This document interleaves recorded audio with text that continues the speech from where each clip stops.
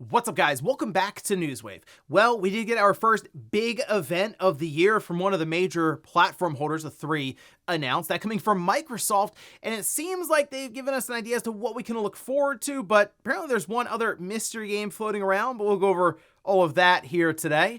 Also, we are going to be talking about Nintendo as they did announce some new hardware and accessories and gave us an overview trailer for a big game coming up here soon. I gotta say, looks better than I was expecting, and there's some concerns right now popping up once again for GTA 6 and the question around another delay.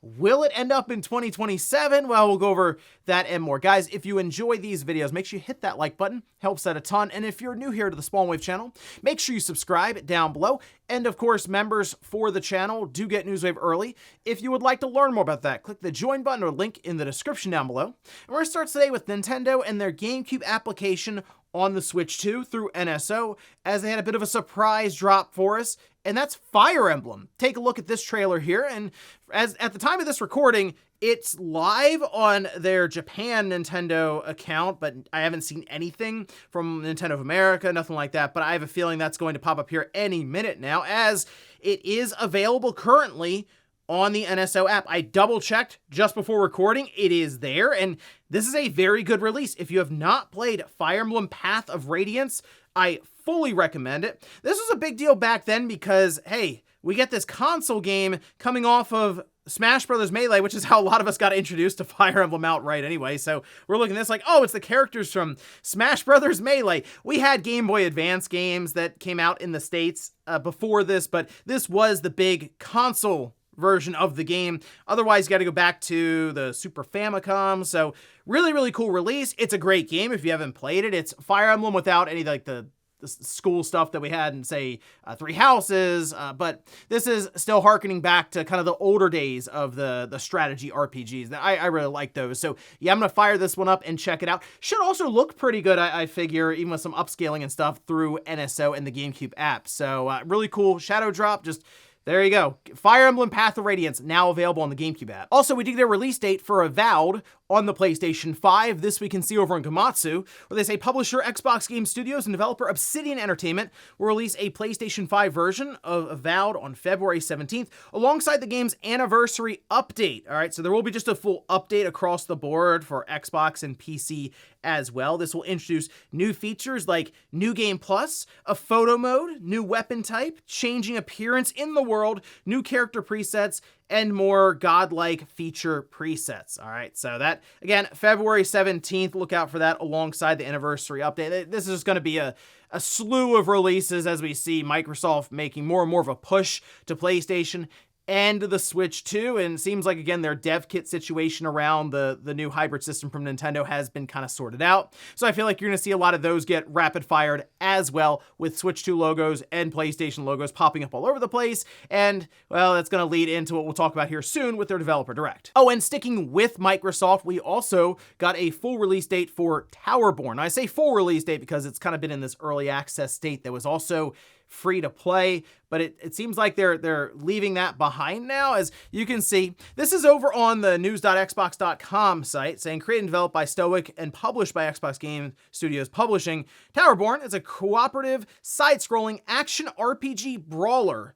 All right, so following the game preview release that happened last April, Towerborne is launching in full on February 26th, 2026. Xbox Series X, S, Xbox on PC, Steam, PlayStation 5 Game Pass, that's Premium and Ultimate. They also mentioned that it's handheld verified and supports Xbox Play Anywhere. It's a premium $25 game for Standard Edition and $29.99 for the Deluxe Edition. Now, again, when it had come out, they even mentioned here, it started like free to play, and now they're transitioning away from that as something you can just buy and complete fully offline. So it's not necessarily this online free-to-play game anymore. And I would prefer that myself. I know there are people who like the free-to-play options because there's no barrier of entry, but then also you can have situations where you get into it and realize, oh yeah, this is definitely a free-to-play game because it's introducing this artificial grind, or it's putting a lot of microtransactions in front of me. I don't mind the idea of, okay, $25, I can check out the video and the previews and see if it's something I want to get into myself, and if so, then you get the whole game outright without any weird free-to-play trickery there. So I guess look out for that as well coming up in the next month or so. And guys, with some of the quick news out of the way, let's get into the bigger stuff. Let's start right away with Microsoft and their Developer Direct. This will be happening in a couple of weeks, January 22nd, and they outlined 3 different games that'll be there, and it seems like there might be a hidden 4th one as well, but we'll get to that in a second. Let's take a look though. We can see this is over on news.xbox.com. Once again, where they say the show includes not 1 but 2 titles from Playground Games, with the UK studio bringing us a first extended look at Fable, as well as the debut of gameplay for Forza Horizon 6.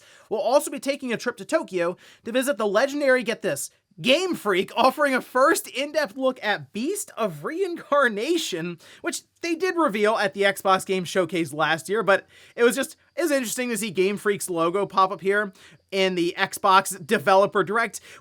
We've talked about how they make stuff other than Pokemon. It's just, you see the Game Freak logo, it's kind of synonymous with Pokemon at this time, but hey, they're trying something new and something that caught a lot of people off guard because it doesn't look like it's from, 2 generations ago with Beast of Reincarnation. All right, so they do also talk about what we can expect from each of these different entries here, what they'll be showing exactly. For example, with Fable, devs from the Playground team will unveil the magic and mischief that awaits players in this fresh new beginning of the franchise, including a first look at some stunning new gameplay. They'll say, of course, the core features and themes of Fable will all be there. Choice, consequence, drama, action, the British humor, chickens, great. The gameplay is the thing I'm really curious about. How the world looks, how it interacts, how much your choice actually affects the world around you, and I would assume then also a branching story path. I mean, are we creating our character in the game and it's just completely original and unique from there? So a lot of questions for this game, and it's Playground Games, so it's not exactly something they're known for when it comes to Fable. They are known for, though, racing games like Forza Horizon, so they also mentioned Forza Horizon 6.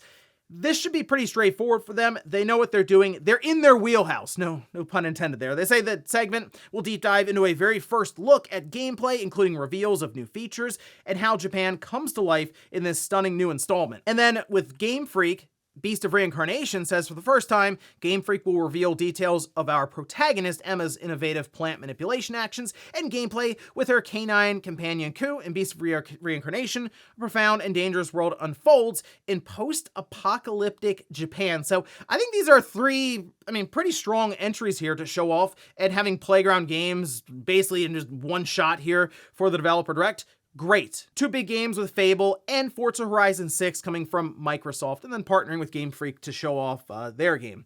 But a 4th game, well, Shinobi over on Reset Era says, just frankly, there's a secret 4th game, and that's led to wild speculation, obviously, and the one I would like to just throw out there and say, you know what, this would be a cool thing to see, is Toys for Bob, and what a lot of people assume they're working on, that being a new Spyro game. I think it'd be pretty cool if they had the Toys for Bob logo show up there with the other 3, and then here comes the purple dragon flying in, and it's a brand new Spyro game. So that'd just be fun to see, but really it could be anything. There's so many games right now that are in development within Microsoft, and then of course all of their other subsidiary studios at this point.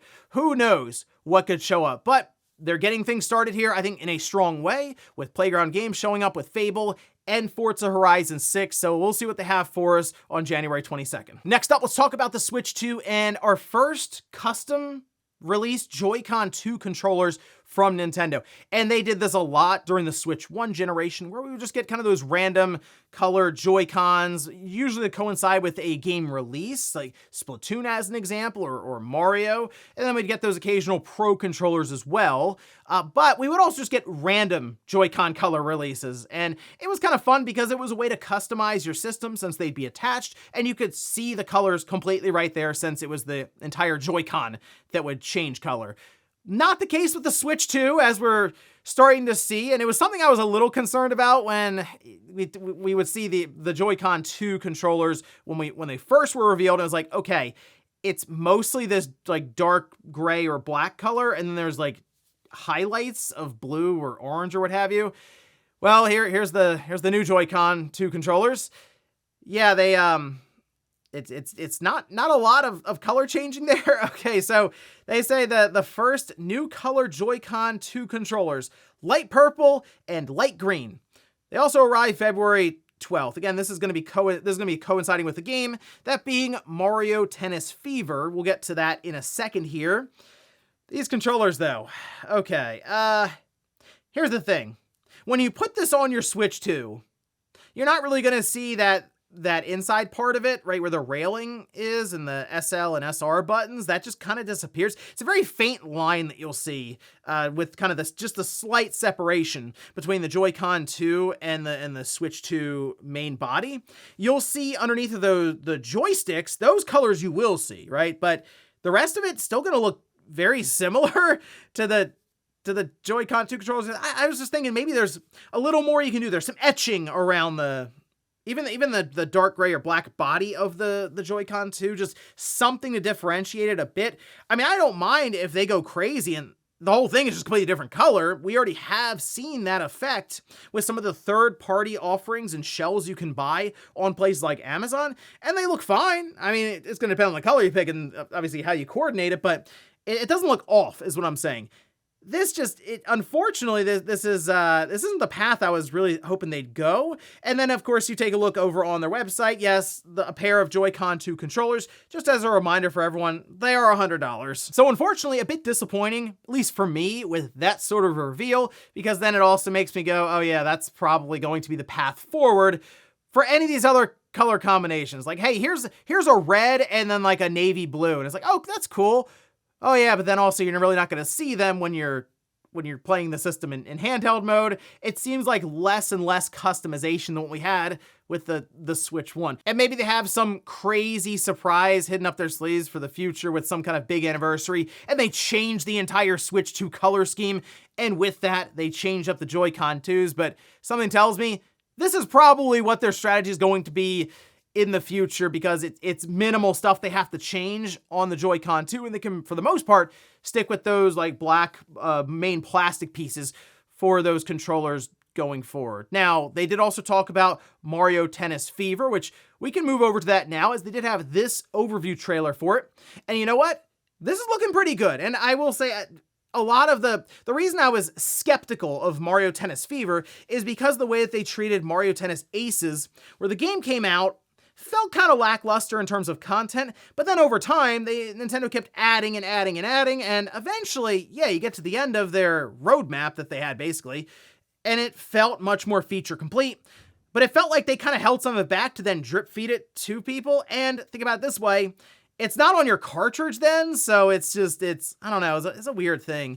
So I'm happy to say that going through this trailer seems to be kind of the opposite here, where they're showing up with a pretty good, I'd even say robust offering for Mario Tennis Fever. So they have their Fever rackets that they've shown off already, but it does add abilities like they showed off ice, shadow illusions, speed boost, and a bunch of others. There's apparently 30 rackets that you'll have access to. You can return a Fever racket shot, so any of these different abilities, and if it's before it bounces and you send it back, you'll also be sending the ability back to the person. So if you end up with a volley back and forth where the ball's not bouncing, it's gonna be like, who lets it hit first, and they're gonna be the one that kind of gets hit with the consequences there. And as you're playing and you're getting hit with these shots, your HP can be depleted, and it can put you out on the sideline. So if you're playing doubles, your partner's gonna be left there running back and forth by themselves, trying to hold off the other team while you recover. So it's a pretty good risk and reward, I'd say, scenario and situation they have set up here. 38 characters, by the way, out of the gate. They said it's the most in franchise history. And when they were showing the character select screen, yeah, it looks like it. There's quite a bit to pick from there. They also have classic tennis. So if you don't want to play with any of the Fever racket stuff, you can just do straight up old school Mario Tennis. And that's great, because that would make me think more along the lines of what I would play back on the GameCube with Mario Tennis. You have motion controls with the swing mode. I don't know if I'll be using that, but I'm sure it'll be something fun for people to kind of use in a party setting. There's tournament, trial towers, pinball mode, all kinds of stuff to do here. And yes, there is an adventure mode, and we have to see how much is here with this, because they didn't get too in depth. Maybe they'll do another trailer kind of showcasing it. I'm hoping that there is maybe, I don't want to say just a full RPG setup, because they've done that before with, even on the Game Boy Advance, Game Boy Color. I would like to see a bit more when it comes to character progression and customization. I mean, they do say you take on bosses and you improve your skills, so maybe it plays into that, but hey, we'll see when it drops here February 12th. There's also full online play, ranked matches, and game share. So if you have a friend that doesn't have the game, you can jump into game chat with them and share the game back and forth, and you can just play online together. Or if you're in person, you can share it wirelessly through local play. So I think right now, looks a lot better than I was expecting, and I'm actually excited for Mario Tennis Fever now coming up here very, very soon. It's out in a month. So while the Joy-Cons, kind of disappointing, the game, kind of level, evened it out a bit there, I'd say, because to me, it feels like it was over-delivering from what I was expecting after Mario Tennis Aces. So good news there, at least on the game side. And in our last bit of news, let's talk about Grand Theft Auto 6, as it is now scheduled to come out in November. So looking forward to holiday 2026 for that, we hope. But we did have Jason Schreier, who was talking a bit on a podcast recently about his thoughts around the release, how Sony's lining up with this, and how things are going even on the development side internally at Rockstar as they race towards that release date. We can see this. This is transcribed over on GameSpot, saying, during a recent appearance on the Button Mash podcast, Jason Schreier said, the last I heard, GTA 6 was still not content complete. That is to say, people were still finishing things up, still finalizing levels and missions, and seeing what is going to make it into the game. He added that he doesn't think anyone at Rockstar can tell you with 100% certainty that they will make it out in November. Now, this, of course, has led to all kinds of concerns that it's going to miss their release window or release date again, coming up in November, and that's not necessarily what Jay Schreier was saying or implying here, because he did respond over on a social media account saying, this is a complete misunderstanding of what I said, which is that I wouldn't be shocked if GTA 6 does come out this fall, following the same delay pattern as Red Dead Redemption 2. Of course, another delay is possible. It's a video game, but this blog post is very misleading. So here's the thing. It wouldn't shock me either if it got delayed. I don't think it would shock anyone if it got delayed again. Rockstar's just delayed Grand Theft Autos multiple times in the past before, but eventually the game has to come out, and it has been a long time since GTA 5 released back in 2013. Like, are we going to get to the position where it's been 14 years and then finally the thing comes out next year in 2027? Again, it's possible. They don't want to get this game wrong. They kind of can't get it wrong, because if they do, that's going to do a lot of damage to Take-Two and Rockstar, since this is going to be a game. I mean, think about how long GTA 5 has lasted for them. GTA 6 might just be their forever game. This might be the last Grand Theft Auto they make for 20 years or something. So they got to make sure they get the base correct that I assume they'll be building on, especially with that GTA Online multiplayer. Now, Jay Schreier did also talk about the idea that Sony is treating GTA 6 almost as like a semi-exclusive PlayStation. PlayStation seems to be the lead platform, or the platform that's being focused on the most, and why wouldn't it be? It's sold significantly more than the Xbox at this time. I mean, we even saw in the trailer, it looked like there was kind of a take or a parody on a PlayStation in the GTA 6 trailer, so that, again, it all lines up and makes sense. I'll just be curious to see if Sony does more on their end to kind of secure marketing around GTA 6. Do they have an entire state of play for the game? Is there any kind of branding in these trailers going forward that continues to show Sony and GTA 6 together in the same slide, same image? That would make sense for Sony's angle, and actually kind of makes sense for Take-Two and Rockstar, since there's no PC release. They're completely dependent on the Xbox and PlayStation, and based on how those have sold, they're mostly really dependent on PlayStation. So we'll see how all this transpires as we go throughout the year. But at least for now, it seems like they're on track for November of 2026, at least for now. And before we go to the comment of the day, we'll take a look at the poll that I posted up yesterday. That is Game of the Year Madness, Day 16. Trails in the Sky First Chapter versus 2 Point Museum. I mean, I wasn't expecting 2 Point Museum to pose much of a threat to Trails in the Sky. Okay, sure, 81% to 19%. I'm still working through Trails in the Sky, by the way. I'm 30 hours in now, so I'm taking my time going through it. I'm not necessarily sitting down and rushing through the game, anything like that. People were telling me, do a bunch of the side quests. I have been. There has been, at times, a lot of downtime. A lot of quiet parts of the game, right? Slow part where it's a lot of world building, character building. And the reason I'm taking my time with it is very clearly, there is a massive world that's being built up here, just with how many entries there are for this entire franchise. It's long running, but also a lot of different iterations and versions of this game. Like, there's so many different ways that this breaks off of here. So I want to make sure that I am at least set up for the next several entries that'll probably take me a long time to also get to and then also get through. But based on the fact that I guess at the end of this year, we'll have the follow-up remake for this, I gotta have it done by then so I can immediately start that one. And we'll finish up with the comments of the day as you're seeing here. This is from Star, who says, GameStop closing near me feels so similar to when Blockbuster went under.